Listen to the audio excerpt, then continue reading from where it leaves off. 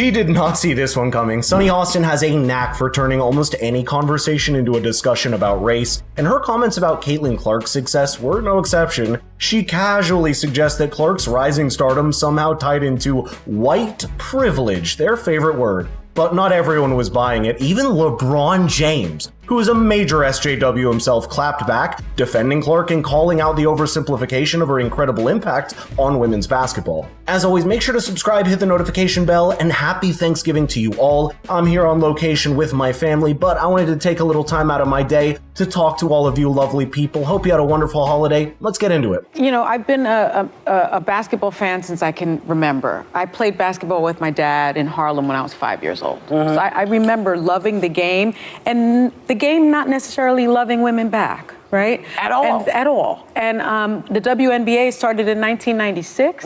First games played in 1997.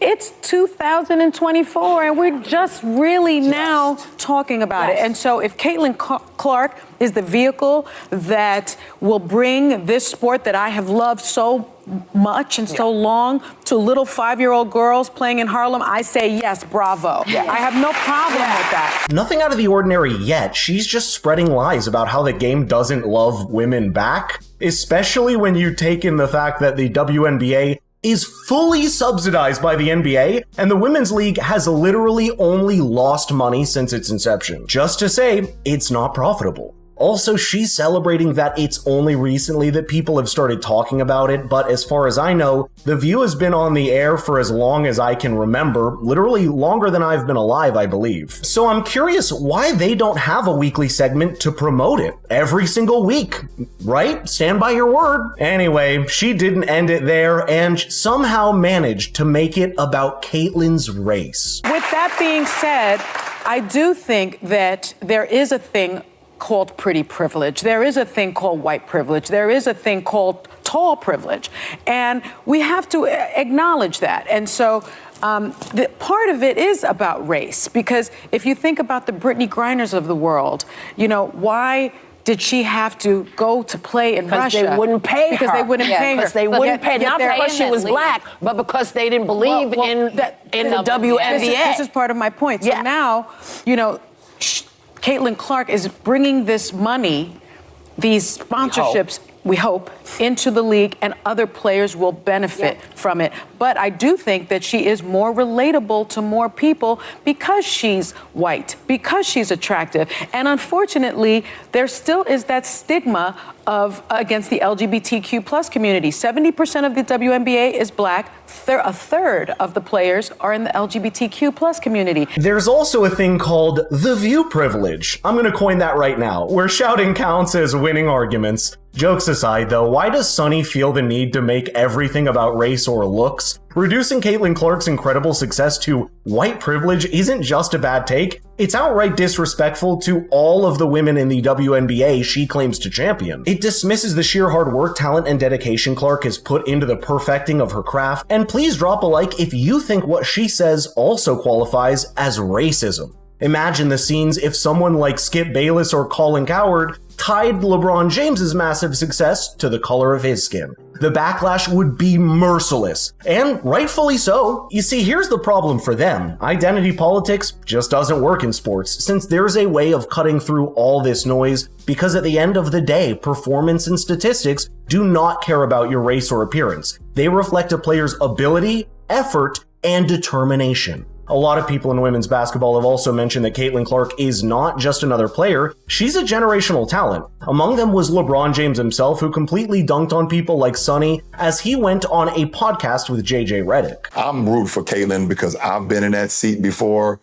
I've walked that road before. I hope she kills. I hope Aaliyah Boston does amazing. You know, I hope they do great.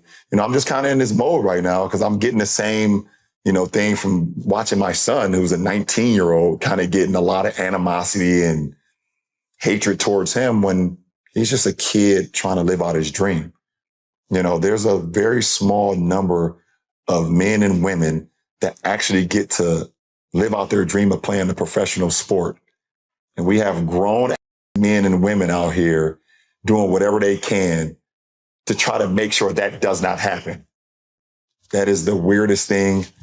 in the world, but it is what it is. And I'm glad that Caitlin has a great head on her shoulders. If we put his political takes aside, LeBron is a somewhat sensible person. Much like Caitlin, he also had to navigate a career where every move, be it on the court or off, was put under a microscope. He faced criticism for nearly everything, like his decision to leave Cleveland for Miami, the way he plays the game being too soft, or his political and social commentary. Yet despite the noise, LeBron has remained focused on the game, building a legacy that puts him in the greatest of all time conversation. Caitlin Clark finds herself in a similar situation, and she's drawing the attention of toxic people who can only dream of achieving her level of success in their respective field. But that's the thing, when you're at the top of your game, everyone has an option, and not all of them are fair or rooted in reality. To prove how Sonny's take is flat out wrong, I'm going to let Whoopi share some of her statistics. I want to point something out.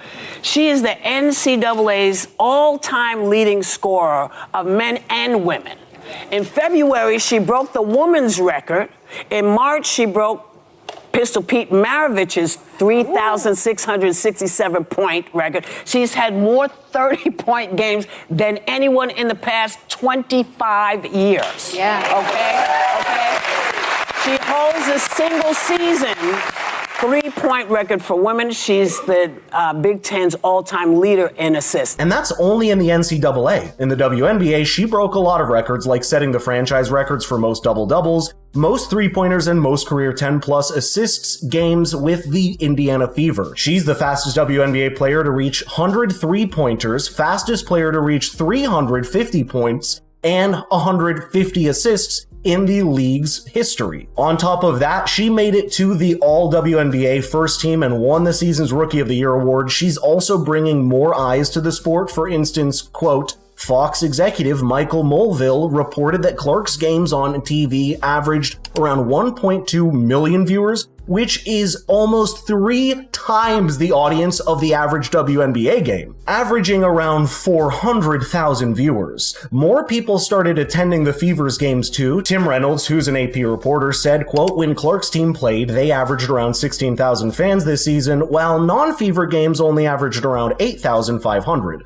LeBron also touched on this point and made an interesting prediction.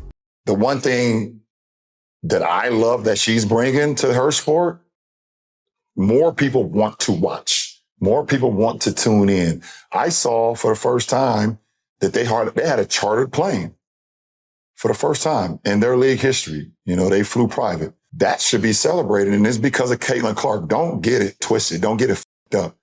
Caitlin Clark is the reason why a lot of great things is going to happen for the WNBA. But for her individually, I don't think she should get involved on nothing that's being said. Just go have fun, enjoy.